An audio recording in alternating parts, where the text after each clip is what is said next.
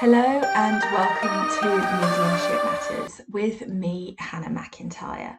And I want to start today by just saying sorry. It's been such a long time since I recorded an episode. Having the children at home, even though they're teenage now and I barely see them, and having people doing work on our house has combined to make it a lengthy period of time before I could actually get free enough to be able to do a podcast. But also for me, I've been going through a massive shifting, changing energy. And it's been a really interesting time. So, in the way that we work when we work with the spirit world, and there's things about ourselves that they want us to recognize and understand. I've had some things that I needed to recognize and understand about my work for and with the spirit world. And it started in a number of ways. So this is the way things unfold for me. First of all, I did my first in-person demonstration that was me on my own, and the first one since lockdown. So it was my first one ever where I didn't have the support blanket of my friend, where we would do 45 minutes each. This was my first one ever doing a whole hour and a half demonstration with all the pressure on me. And the day of it, I went for a facial, and I love my facial lady. She was making me laugh though, because she was rubbing my face and I was trying to relax, and she was going, "So who's there for you if it goes wrong?" And I said, "Well, no one. If it goes wrong, it's on me." And she said, "Well, what's your backup plan?" And I said, "Well, there isn't one, because if it goes wrong for me, that's the whole night finished." And she went, "Well, what will you do if it goes wrong?" And I was like, I don't want to talk about this anymore. So I was a bit triggered, a bit sort of nervous, and well, petrified. A bit nervous doesn't cover it. And I know that was her working with the spirit world there. They were trying to trigger me. They were trying to get me into this state. And then I got to the hall and all the people started arriving, and it was just such a lovely hall and such a lovely space. And my lovely friend Amanda had organised it, and really nice people there. And I sat at the back and I went to sort of just take a moment. And as I took that breath to just settle, I had the worst fight or flight I have ever had. And I was pretty much convinced that I should run out the door, that I should refund everybody and just give up. That's how petrified I was, and never, ever do it again. And what I did instead was I fought that urge, and I had to fight it hard. I was sat next to the fire exit. I was like, I could be gone and halfway home before anyone notices I'm missing. But I did it. And it was a great demonstration. And there were some great spirit links and some really brilliant evidence that they brought in, and it was just great, and I was so pleased. And I did manage to hold my power for the amount of time that I wanted to, and I did manage to do good work. And I am hypercritical of my own mediumship, so if I say I did good work, that's a massive thing for me. And that sort of pushed me through. Again, I know that I've said this to so many of you, but we all think that the spirit world will take away our fear when we're ready to work. They don't. They don't take away your fear. You have to feel the fear and do it anyway.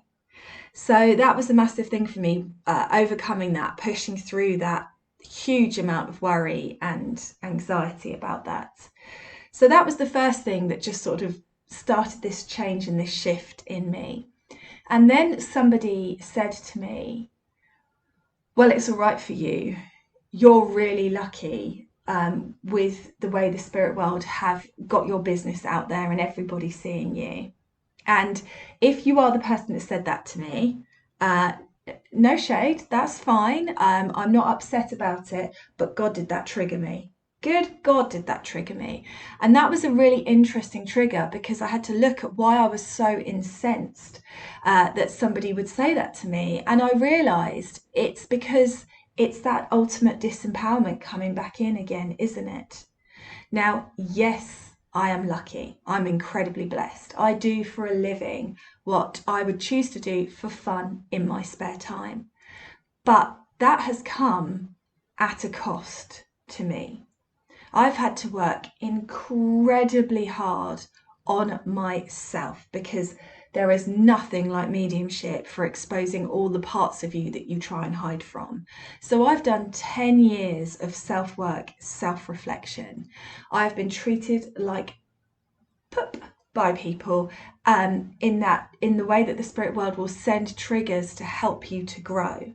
I have had to face my demons. I've had to learn to look myself in the eye and send myself love. I've had to learn to work when I've been tired, when I've been unwell, when my children have been unwell. I've had to prioritize this over anything else. And I have made that choice. And I have made that choice many, many, many times. In the first circle that I sat in with the incredible Jill, that she gifted me my Reiki Masters, my Azui Reiki Masters. And she said at the time it was because I'd been so committed to my work for the spirit world. And I didn't really understand what she meant, but I do now, because I turned up every single session without fail. I was working 70-hour weeks cooking. I had a toddler. I was a child, a 4-year-old and a toddler. I was exhausted. My body hurt all the time from all of the stuff I was carrying around in my cooking job. We were really struggling financially, but I still turned up every single time without fail, because that was the commitment I had made to the spirit world. And I didn't understand that that was anything special, but that has continued, and they wanted me to acknowledge that about myself.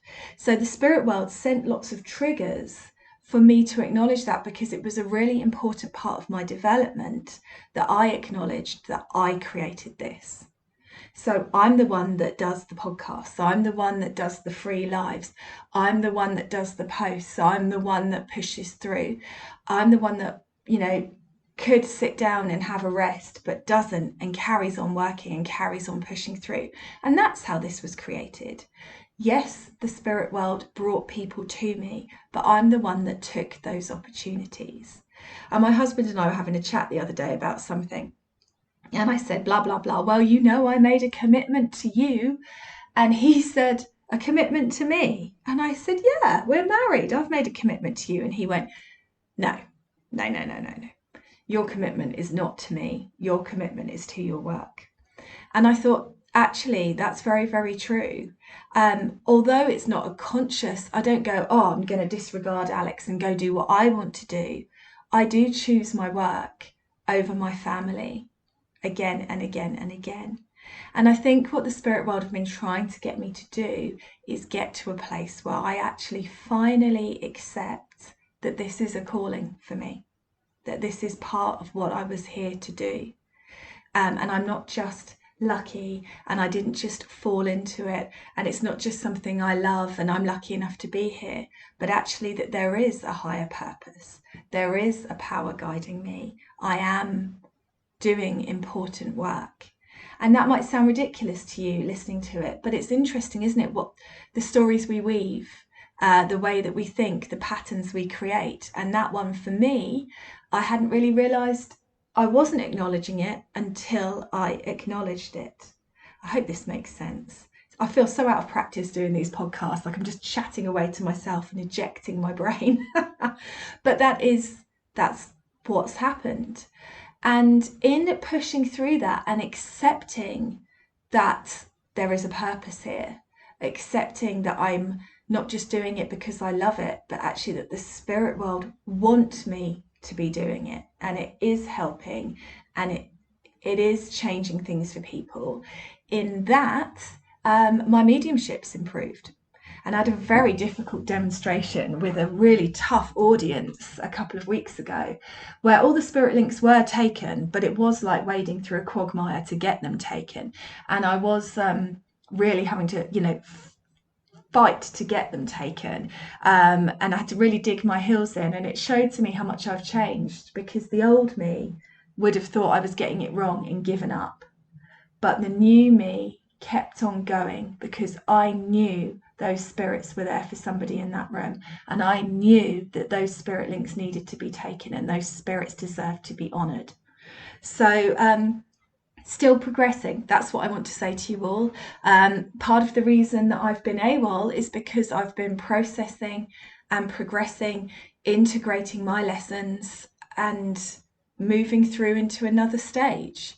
And that's how mediumship is. That's kind of why I love it, because you're never done, you're never finished, you're never complete. There's always more you can get, there's always more you can go for, there's always further stretches and reaches you can achieve. And that's fantastic, I think. I don't ever want to be done. I like having targets. I like working more and more and more and seeing those things coming into fruition. So that's me at the moment. And the reason why I share these things is because so many of you, when I speak to you, say to me, I'm not ready. I don't really feel like the spirit world are there. And I say, well, I don't feel like the spirit world are there. I can't feel them. I just do it and hope, and somehow it works. And that's marvelous. And people say to me, oh, I don't think I'm good enough to work for the spirit world. And I say, well, they're just here. They're with you already. Why would you think you're not good enough? They're around us all. And I just wanted you all to know, really, that I don't think I'm good enough either. And I'm still hoping for that big presence. I've asked Spirit if I could actually see them in the physical. And I've seen some lights and some ready brec glows and things like that. But I would really love to see Spirit, but it's not happening at the moment. So we're always thinking we're not good enough, or we're not right, or we shouldn't be doing this, and it becomes something we have to undo. And I do think that mediumship and the spiritual development journey is actually about undoing. It's not about creating, it's about undoing everything that gets in the way. And I saw another medium, I can't remember their name now, but on Instagram, saying something exactly to this effect the other day of, I got to this standard by working really, really, really hard. Don't forget that. It wasn't just gifted to me. And it is so important to understand that. I have worked so hard to get to the standard of mediumship I'm at, and I still continue to work that hard because it's everything to me. Anyway, I hope that was interesting and you haven't all fallen asleep. I've now got some listener questions. Some of them have been waiting a long time. And apologies for that, but I've been double busy. So the first thing I want to say is Cassidy, who I spoke to in the last podcast, she wants to know if I think humans have the capability of not having souls. I've heard the reference reptile. I try not to feed into fear, but it is quite eerie. I don't believe that, no. I think that the human race is not the only race. I do believe, if anyone's interested, that there are other races here on Earth. But then what race is a soul? How do we quantify that? I think we're all aliens. I do. I think we're all aliens and we're all here in these human flesh bodies, but our souls are actually multidimensional, interdimensional, intergalactic light beings. So they're not limited by anything. But I do believe that all humans have souls, but we can lose connection to our soul. And that's what happens when people behave abominably. I remember, I may have said this on the podcast before, and apologies if I had, but I remember going to see the amazing Gordon Smith in London. And someone put their hand up because he was talking about heaven and souls and said, so you're saying we all go to the same place? And he said, yes. And they went, well, not everyone. And he went, yes, everyone. And they went, what about Hitler? And he went, yes, even Hitler. I'll never forget that. It was so funny the way he did it. But I mean, that's it. We might disconnect from our souls, but our souls are still there and still trying to guide us and still trying to be heard. So I hope that helps. I'm not really sure what I think about the reptiles, I have to say. I haven't done a huge amount of research into it. I think it's... Well, I don't believe in demons or negative entities or things like that. I just believe in humans getting it wrong. disconnecting being. I think the only thing you need to fear is human beings. So in that sense, I think we're all quite reptilian. We can all be incredibly cold and selfish. And I think different people, depending on their upbringing and their outlook, are also cold-blooded and selfish. But that doesn't mean they don't have a soul. But I know David Icke would come and kick me for that. So I don't know. I don't feel like I've done enough research to really talk about the reptiles. But it's fascinating. I just don't buy into fear. Anything that makes me uncomfortable, in that I turn into the light and I connect to the angels and the spirit guides and my loved ones, and I don't feel afraid. So the next person who messaged me is Eleanor. Hello, Eleanor. Eleanor has written, as a person who's pretty new at this and primarily connects through clairsentience, which is just knowing, you just know things, I find interacting with loved ones and earthbound spirits quite physically interactive and demanding on my body. After a session with spirit, I feel guided to eat something like junk food and settle back into my body. Do you have similar experiences? I want to try and keep my diet clean so I can be clear on my connections with spirit. Do you have any recommendations for what my body is looking for that is a bit healthier than junk food? Eleanor, this is me with energy work all over. I call it the munchies, and I'd love to tell you that I eat clean food, but what I do is eat a spoonful of Nutella. So I'm not the person to ask, I'm afraid. Yeah, I hear you. It gets me like that too. Angelic Reiki gets me like that. When I heal people, I come out of that and I am Hank Marvin, just absolutely starving, and I will eat whatever is around me. And I've got a really bad sweet tooth. So much to the disgust of everyone in my family, I do just eat Nutella straight out of the jar. You probably better find a healthier spiritual mentor, Eleanor. Okay, I've had differing opinions on whether to interact with loved ones directly or to communicate through spirit guides. What is your experience of the two? Do you know any more ways? Right, so why wouldn't you connect to your loved ones? They're around you. I often call in my loved ones in the spirit world to bring me that love and that feeling that they're around, because I miss them, because I love them. That said, I don't ask my loved ones in spirit for guidance, and I don't ask my loved ones in spirit for evidence, because they can't give you evidence. Because you know them. There has to be that slightly removedness.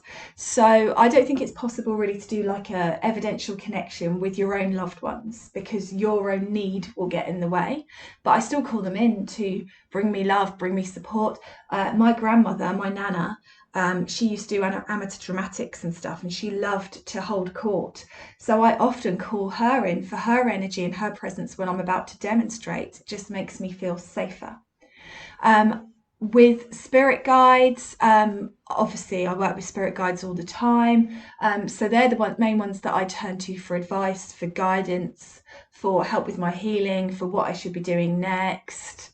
They're the ones that I ask for help when I'm doing this podcast. They're the ones I ask for help when I'm doing readings. So I hope that makes sense. Now, here's where I might trigger you a little bit, Eleanor. What first drew me to mediumship is having experiences of lost souls trying to use me as a portal to go back in the light.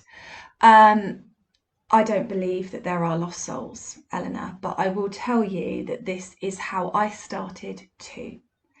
I think what you can feel is disharmonious energy. It's not a lost soul. So it's like an echo of a person that has been left behind from their pain or their anguish or their sadness. But I don't believe that souls can get lost. And I'm sure if you would have been doing soul retrieval work, you will know that soul retrieval work essentially is calling in angels and the spirit world to create a space to welcome those energies back into the light. Well, why do they need us? That's my question. That was the question that started it all off.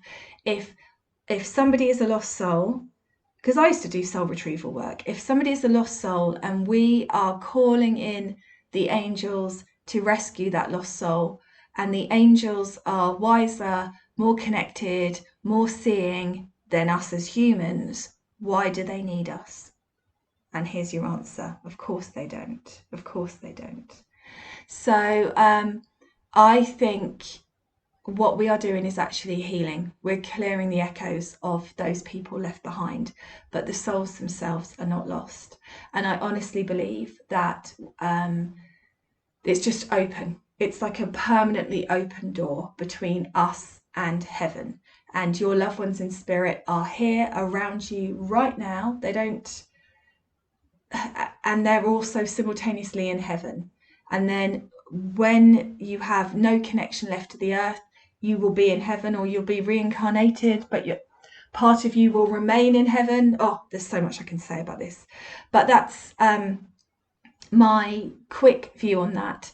And please do message me, Eleanor, if you've got any more questions, and I might need to do a whole thing on it. But really, I don't believe that the intelligence of the spirit world means that souls will get stuck here. It just doesn't make sense to me. So sit on that and meditate on that for a little while. I mean, I can remember the first lost soul, inverted commas, that I ever did, and the feeling of love and the feeling of release as I sent them over was overwhelming. I was sobbing. And yet still, I don't believe in that. I believe I was just sending back their echo, not them. People don't get trapped here, and its souls don't get trapped here. And even if they did, there is nothing that us as humans would be able to do that an angel couldn't do. When I'm ready to break connection with the spirit world after a session, I'm fine. Their spirit's not ready to go, which needed quite a bit of persuasion. Eleanor, I'm going to be really direct to you, and I hope you don't mind. But no, they're not. They are not ready to go. They are just always around. So if I've been working with a loved one in spirit, say I've got somebody's grandmother through, and this grandmother is stood beside me, and then I do the spirit link, and obviously the sitter is still there. And the energy's built up. If I then turn back to them, I can still feel them there. I can still say, oh, they're still here, but they're not. They've stepped back in their communication. So it's just you maybe subconsciously seeking that connection. It is the universal law. When you are finished, you are finished. They have stepped back. You don't need to worry about it. They are gone. I never have to be firm with the spirit world, ever, in that respect. I mean, people who tell me they get woken up in the middle of the night, I don't get woken up in the middle of the night, because I've told them not to bother me when I sleep unless it's an emergency. I woke up once and there was a huge number of angels in my room. I mean, just huge. And I was like, oh, hello. And they went, go back to sleep. And I went, okay. And I did. But they don't wake me up. I don't get messages or anything like that.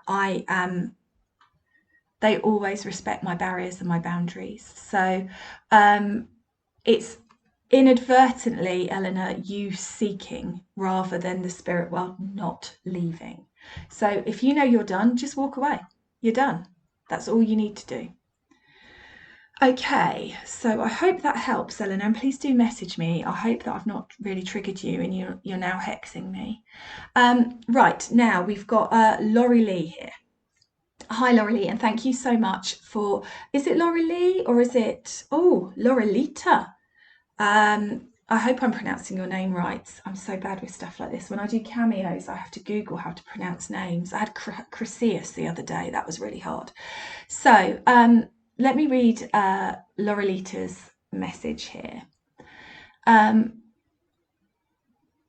husband passed suddenly in March, and a few days after he passed, he visited in my dream, all covered in green light, saying, I've never felt this good before. I suppose reassuring he was fine. Chatting with an acquaintance, she said green is a healing light and he is healing on the other side.